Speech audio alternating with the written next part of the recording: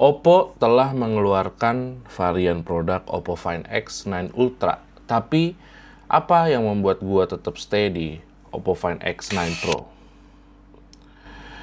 Jadi, gua sudah menggunakan Oppo Find X9 Pro ini selama kurang lebih sebulan. Ya, sebulan bener. Karena sangat panjang pencariannya terhadap produk ini yang benar-benar resmi, yang benar-benar bener gitu ya, karena di luar sana banyak sekali yang repackage dan lain-lain gitu. Tapi akhirnya gue menemukan Oppo Find X9 Pro yang memang resmi dari Oppo Indonesia dan dipesan dan dibeli secara resmi juga. Barangnya goib, di mana-mana habis, di you name it lah, mau Erafone, mau apapun itu habis, tidak ada.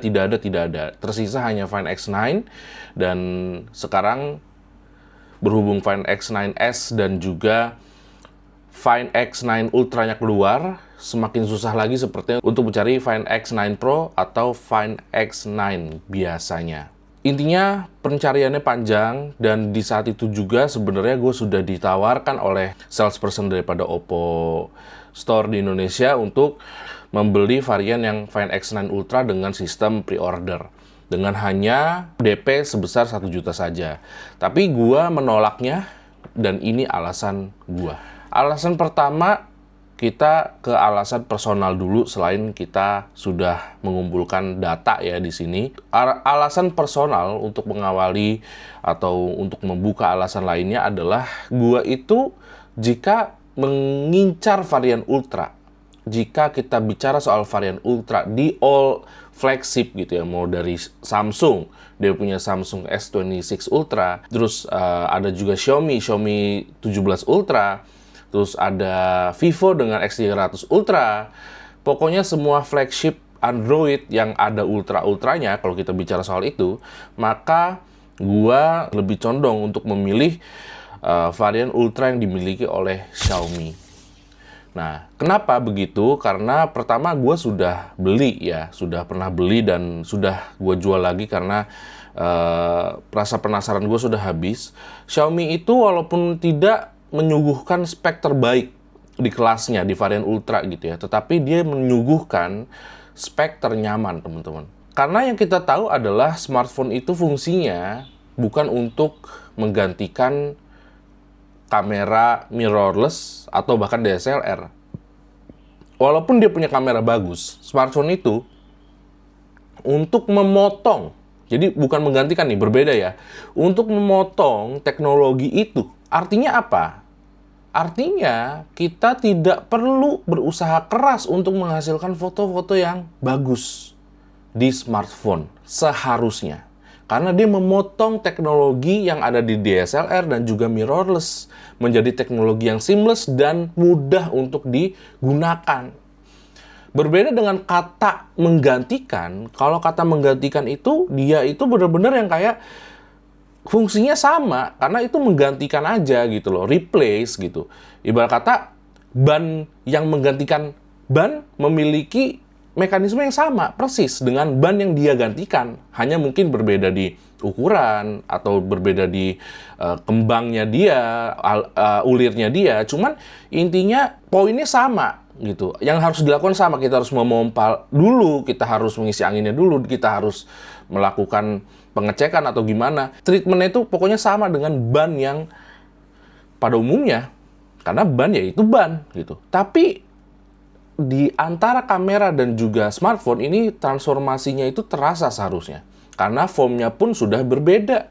Dia formnya itu benar-benar berbeda. Jika misalnya kamera dengan HP itu tidak seperti ban dengan ban. Si ban 1, ban 2 yang mungkin ban 1 menggantikan ban 2. Tapi kalau smartphone dan juga kamera itu tidak bisa seperti itu. Jadi maksud gue di sini adalah jika kalian mengincar kesimpelan, instan, mudah ya, itu silahkan pilih varian ultranya daripada Xiaomi 17 Ultra. Ini bukan cuma gue yang ngomong, tapi banyak rekan fotografer lainnya yang berkata sama seperti yang gue katakan, bahwa Xiaomi 17 Ultra memiliki keunggulan, yaitu adalah nyaris tidak pernah foto yang dihasilkan itu gagal. Kalian asal jepret aja jadi bagus. Kalian asal jepret jadi bagus. Kalaupun belum terlalu bagus, ada fitur AI yang siap sedia untuk membenarkan itu semua. Jadi, maksud gue adalah smartphone ya smartphone, kamera ya kamera.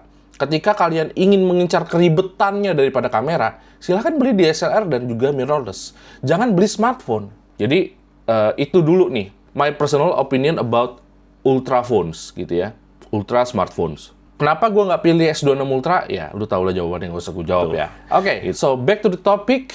Kita bahas lebih dalam lagi soal kenapa ini kuat banget sampai nggak bisa digantikan sama varian Ultranya. Menurut gue pribadi, sekali lagi, selain personal opinion yang tadi, gitu ya. Nah, ini di sini udah ada data yang sangat akurat dan bisa dipertanggungjawabkan, gitu ya. Yang pertama itu kapasitas baterai yang jauh. Ini dalam tanda kutip jauh lebih besar dibandingkan dengan Oppo Find X9 Ultra. Oppo Find X9 Pro itu dibekelin sama baterai yang sebesar 7.500 mAh. Sementara varian Ultranya somehow dia hanya bekelin ya di 7.050 mAh. Bedanya signifikan gitu ya, walaupun sama-sama menggunakan silikon karbon battery gitu.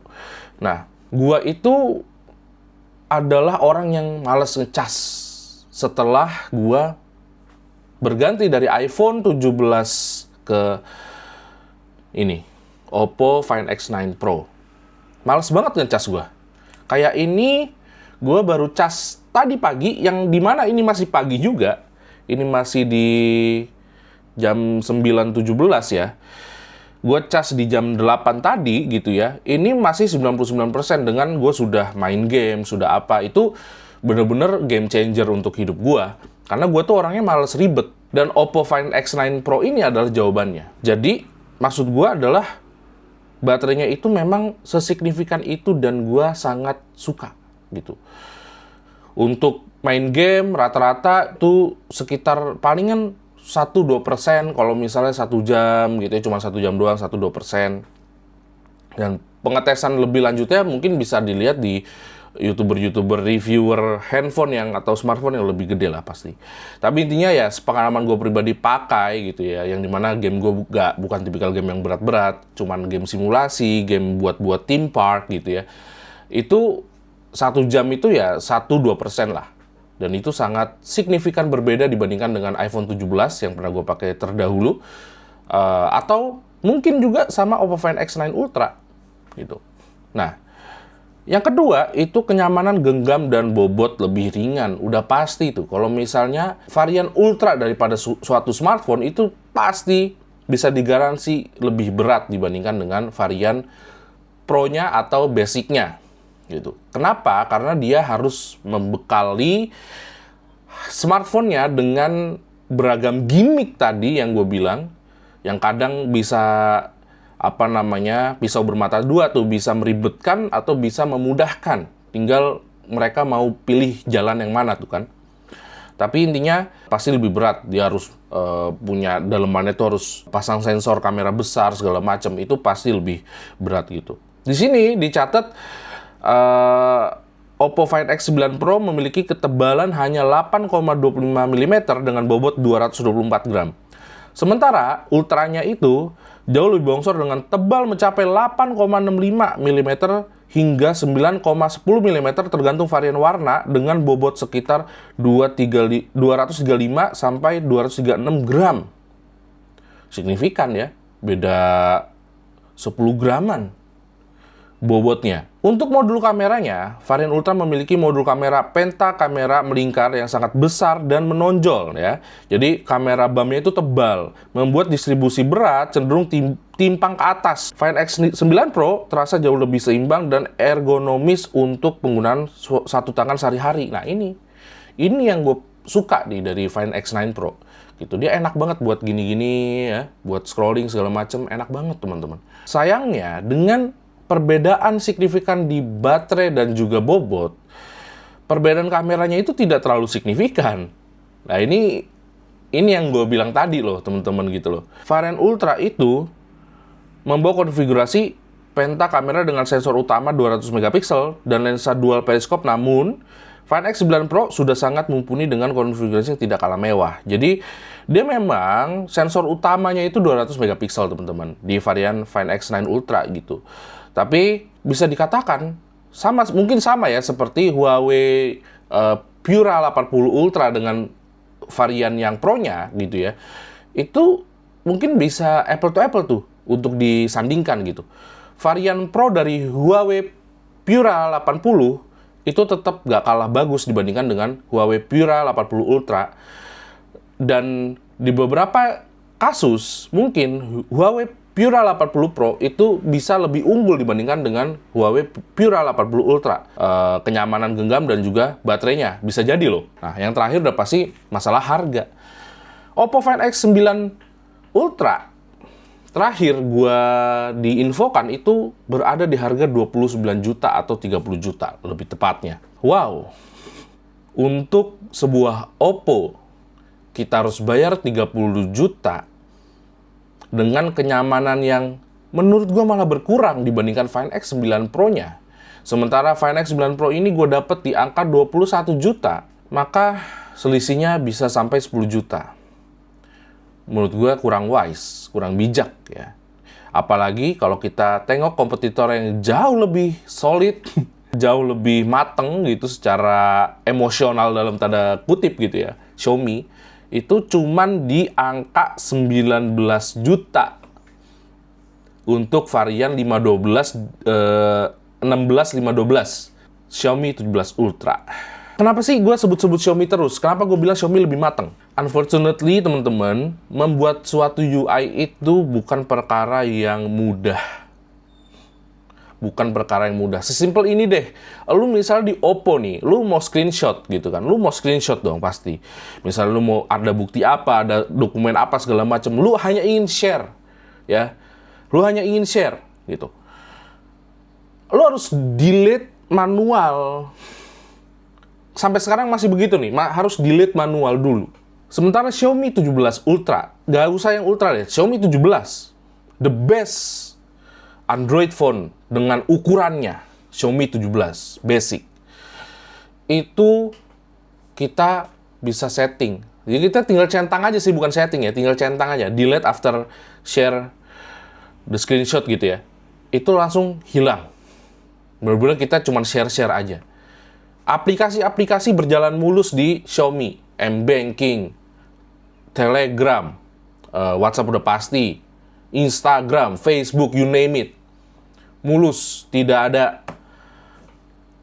gangguan, tidak ada kendala. Ini di Oppo, ya Oppo Find X9 Pro itu baru bisa login Facebook di kemudian harinya setelah aktivasi.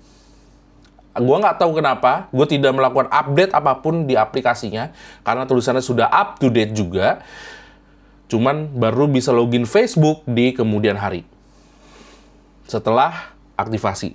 Jadi, Oppo mungkin boleh punya UI yang keren ya, UI-nya tuh, displaynya, secara display itu keren banget, gitu. Cuman, untuk kestabilan, untuk kelancaran, Oppo mungkin harus masih banyak belajar dari Xiaomi.